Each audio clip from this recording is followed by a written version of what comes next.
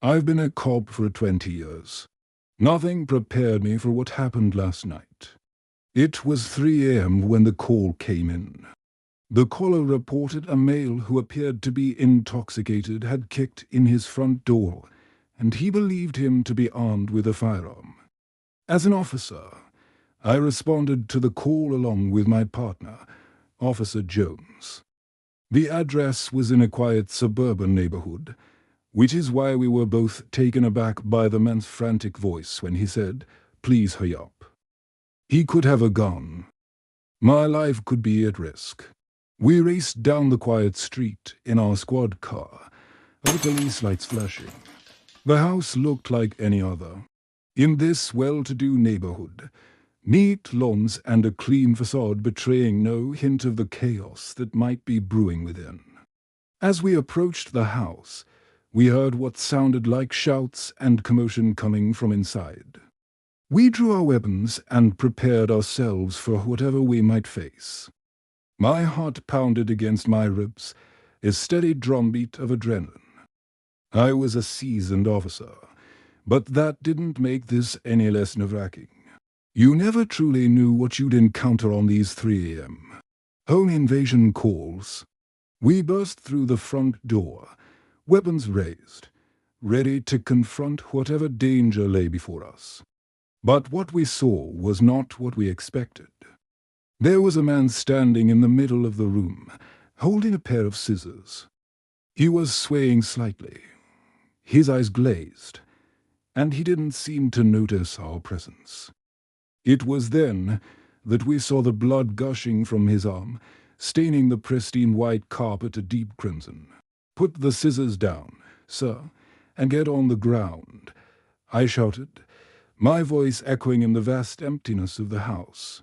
He turned slowly, revealing a face contorted in pain and etched with wild confusion. For a moment, his eyes met mine, and I saw a flicker of something dark and dangerous, like a wounded animal caught in the headlights. He didn't respond. Instead, he lunged forward, the glint of the scissors catching the dim light filtering through the blinds.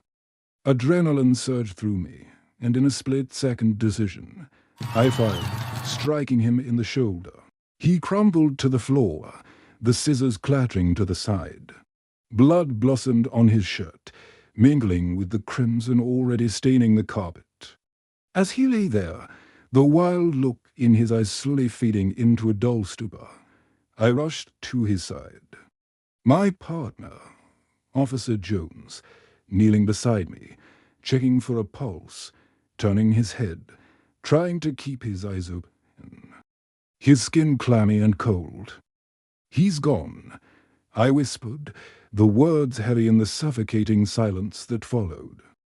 In the aftermath, the questions swirled around me like a vortex, threatening to pull me under.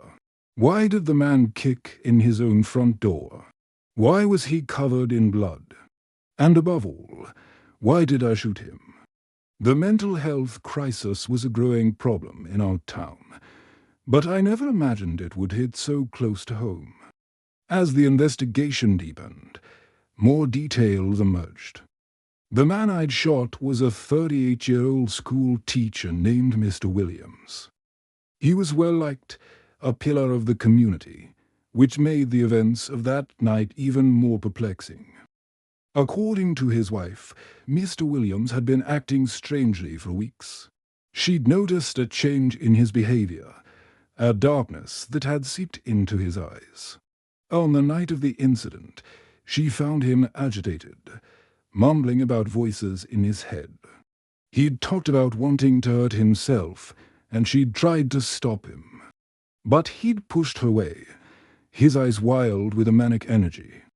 That's when she heard the sound of breaking glass and found Mr. Williams standing amidst the shards, blood streaming down his arm.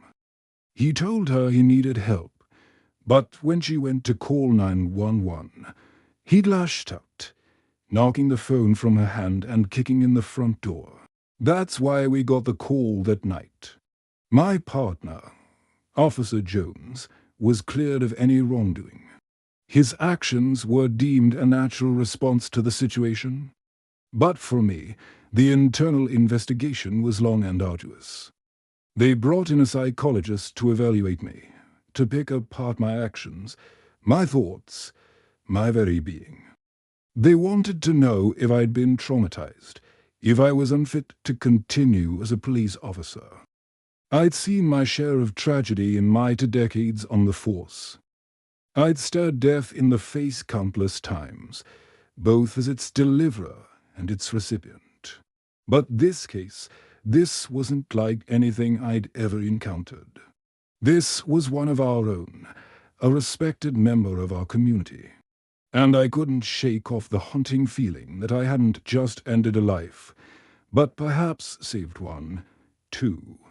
The days turned into weeks, the weeks into months.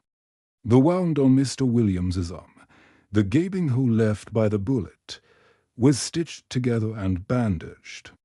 He survived. The charges against him, possession of a prohibited weapon and assault on his wife, were dropped due to his state of mind. He was sent to a mental health facility for treatment, leaving behind a wife who was trying to pick up the pieces and a town that was still reeling from the shock. One evening, several months after the incident, I was called to the hospital. Mo Williams had attempted to take his own life again. This time they'd caught it. I sat by his bed, the sterile smell of disinfectant heavy in the air as he lay there, pale and lifeless. My stomach twisted, guilt and sorrow warring within me. He looked up at me, his eyes filled with a haunted emptiness. "You saved me," he whispered, his voice raspy from disuse. I was taken aback. "No, I didn't," I stammered, unable to meet his gaze. "You could have killed me. Why didn't you?" he asked, his eyes searching mine, as if looking for an answer that I myself didn't possess. "I don't know," I whispered, tears pricking at my eyes. "I was scared," he said softly, a hint of sadness in his voice. "I was scared, too," I confessed, unable to hold back the tears any longer. "I thought you were gonna kill me," he said, his voice barely a whisper. "I'm sorry," I whispered, tears streaming down my face. "I'm sorry," he repeated, a faint smile touching his lips. That was the last time I saw Mr. Williams alive. He died a few days later, the doctors saying it was a broken heart. After everything, I was cleared of any wrongdoing. My badge and my gun were returned to me, but a part of me was lost forever. This incident wasn't just about a tragic loss of life or the trauma I'd endured. It was about a system that failed, a society that neglected those who fell through the cracks, a fellow human being who cried out for help and was misunderstood. It was about the burden of being a police officer, the constant tightrope walk between justice and mercy. I've been a cop for over 20 years. I've seen the worst humanity has to offer, but nothing prepared me for the harrowing ordeal I faced that night. The memory of Mr. Williams continues to haunt me, a stark reminder of the complexities of the job I've dedicated my life to. His story is a testament to the need for more compassion, more understanding, and perhaps more training. We are taught to be soldiers, to be the first line of defense. But what happens when the enemy is within? How do you navigate the labyrinth of mental health crises when your tools are designed to combat external threats? The answers, like the shadows, deepen and multiply as the night wears on. This incident left me questioning not just my profession, but also my purpose. The shooting wasn't just a stain on my record, it was a scar on my soul. It forced me to confront the fragility of life, the elusiveness of understanding, and the permanence of death. I work alongside many fine, upstanding men and women who genuinely want to make a difference. We go to work every day knowing that our actions can change lives. But what happens when the line between right and wrong becomes blurred? When the bad guys aren't always so obvious, when the danger comes not from guns and knives, but from the darkness in a person's mind. As a police officer, you're trained to react, not to empathize. To enforce, not to heal. But in a world where mental health issues are on the rise, where societal pressures threaten to overwhelm individuals, where darkness seems to lurk round every corner, isn't it time for a change?